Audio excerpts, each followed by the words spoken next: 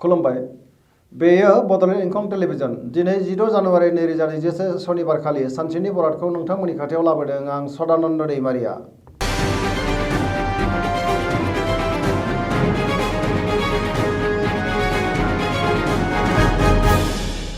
सिगां फरायनो लादों मेष राशि।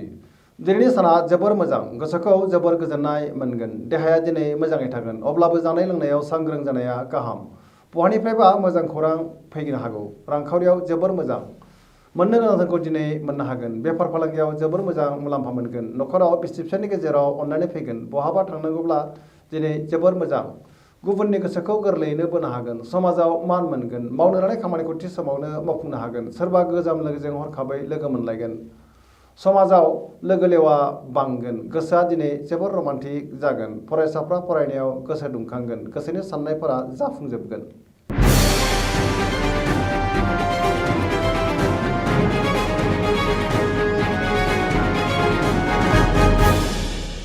वृष राशि।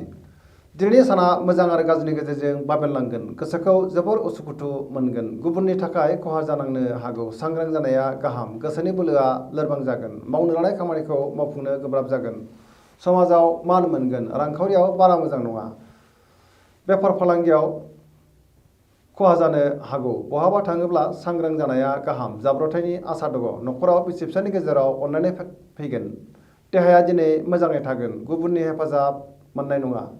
गोसोखौ हारसिं आरो दरसि मोनगोन। लाइमोनफोरा जोबोर उरां फारां मोनगोन।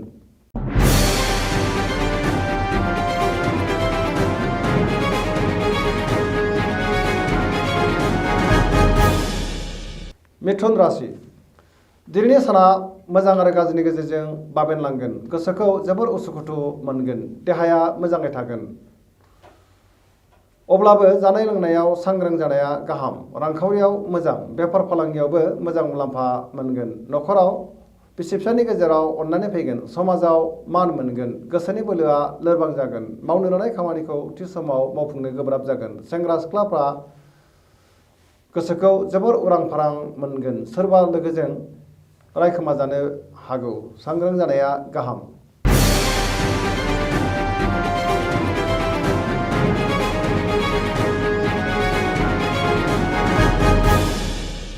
कर्कट राशि। दिनैनि साना बारा मोजां नङा। गोसोआव जोबोर उसुखुथु साननाय फैगोन। मावनो लानाय खामानिखौ थि समाव मावफुंनो गोब्राब जागोन। रांखावरियाव बारा मोजां नङा। नाङा फाङा खरसाया बांगोन। बेफार फालांगियाव मोजां मुलाम्फा मोनगोन। देहाया मोजाङै थागोन। गुबुननि हेफाजाब मोनगोन। न'खराव बिसि फिसायनि गेजेराव एना एनि फैनो हागौ। गोसोनि साननायफोरा देबोर नांगोन। सोरनिबा सायाव गोबां रागा जोंफ्लांगोन। गोसोखौ हमथानाया गाहाम।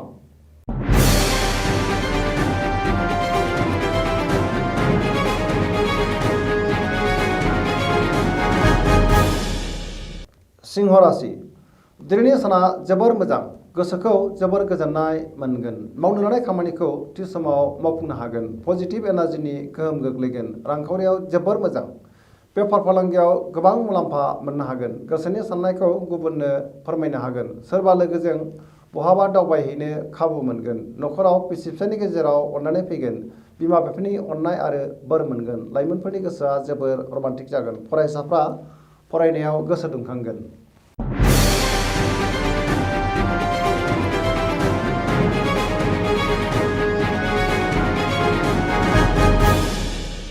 कन्या राशि। दिनैनि साना जोबोर मोजां। गोसोखौ जोबोर गोजोननाय मोनगोन। सुथुरखौ फेजेननो हागोन। जेरावबो देरहासार जागोन। गुबुननि गोसोखौ बोनो हागोन। बहानिफ्रायबा मोजां खौरां फैनो हागौ। रांखावरियाव जोबोर मोजां। मोननो गोनां धोनखौ दिनै मोननो हागोन। बेफार फालांगियाव मोजां मुलाम्फा मोनगोन। देहाया दिनै मोजाङै थागोन। न'खराव बिसि फिसायनि गेजेराव अननानै फैगोन। बिदा फंबायजों मोजां सोमोन्दो थागोन। लाइमोनफोरा गावबा गावनि गोसोनि साननायफोरखौ फोरमायलायनो हागोन आरो गोसोआ जोबोर रमान्टिक जागोन। फरायसाफ्रा फरायनायाव गोसो दुंखांगोन।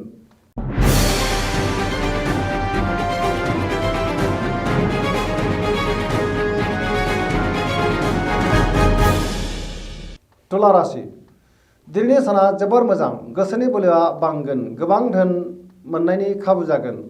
गोसोनि साननाया जाफुंगोन। मावनो लानाय खामानिखौ मावफुंनो हागोन। देहाया मोजाङै थागोन। रांखावरियाव जोबोर मोजां। मोननो गोनां धोनखौ दिनै मोननो हागोन। न'खराव बिसि फिसायनि गेजेराव अननानै फैगोन। समाजाव मान मोनगोन। बेफार फालांगियाव गोबां मुलाम्फा मोननो हागोन। सोरबा लोगोनि हेफाजाब मोनगोन। समाजाव बयजोंबो अनसायजागोन।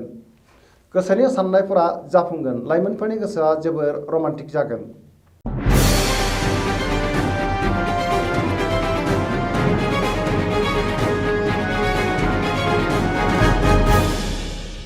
वृश्चिक राशि दिनैनि साना मोजां आरो गाज्रिनि गेजेरजों बाबेनलांगोन। गोसोखौ जोबोर उसाव बादाव मोनगोन। अब्लाबो गोसोनि बोलोआ बांगोन। मावनो लानाय खामानिखौ थि समावनो मावफुंनो हागोन। गोसोनि साननाया जाफुंगोन। समाजाव मान मोनगोन। न'खराव अननानै फैगोन। बिदा फंबायजों मोजां सोमोन्दो थागोन। रांखावरियाव जोबोर मोजां। बेफार फालांगियावबो मोजां मुलाम्फा मोनगोन। देहाया बारा मोजां थानाय नङा। मेंनाय मोनगोन। गुबुननि हेफाजाब लानांगोन। फरायसाफ्रा फरायनायाव गोसो दुंगोन। लाइमोनफोरनि गोसोआ जोबोर रमान्टिक जागोन।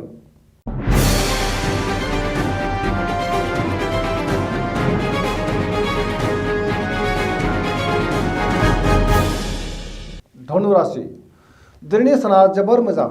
गोसोआव गोबां बोलो बांगोन। मावनो लानाय खामानिखौ थि समावनो मावफुंनो हागोन। गोसोनि साननाया जाफुंगोन। रांखावरियाव जोबोर मोजां। बेफार फालांगियाव मोजां मुलाम्फा मोननो हागोन। समाजाव मान मोनगोन। देहाया मोजाङै थागोन। न'खराव बिदा फंबायजों मोजां सोमोन्दो थागोन। सेंग्रा सिख्लाफ्रा गोसोखौ जोबोर रमान्टिक मोनगोन आरो गावबा गावनि गोसोनि साननायफोरखौ फोरमायलायनोबो हागोन। फरायसाफ्रा फरायनायाव गोसो दुंखांगोन।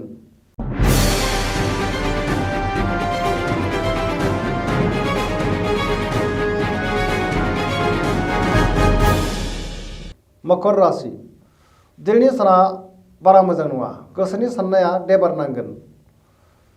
गोसोनि जिंगायाबो बांगोन। गोसोखौ जोबोर दरसि दरसि मोनगोन।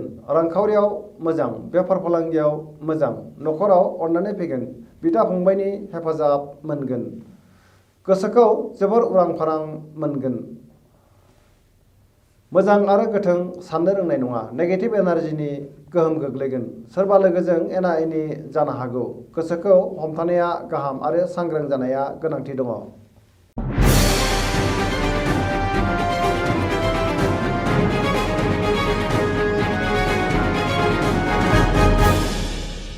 कुम्भ राशि दिनैनि साना जोबोर मोजां। गोसोखौ जोबोर गोजोननाय मोनगोन। मावनो लानाय खामानिखौ थि समावनो मावफुंनो हागोन। बहानिफ्रायबा मोजां खौरां मोनगोन। समाजाव मान मोनगोन।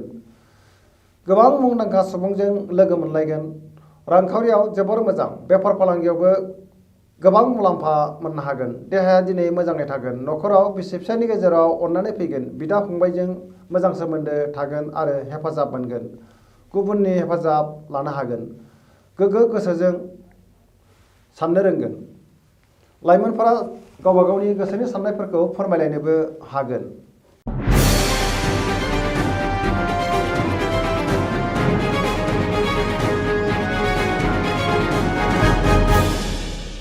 मीन राशि दिनैनि साना जोबोर मोजां। गोसोनि साननाया जाफुंगोन। गोसोखौ जोबोर गोजोननाय मोनगोन।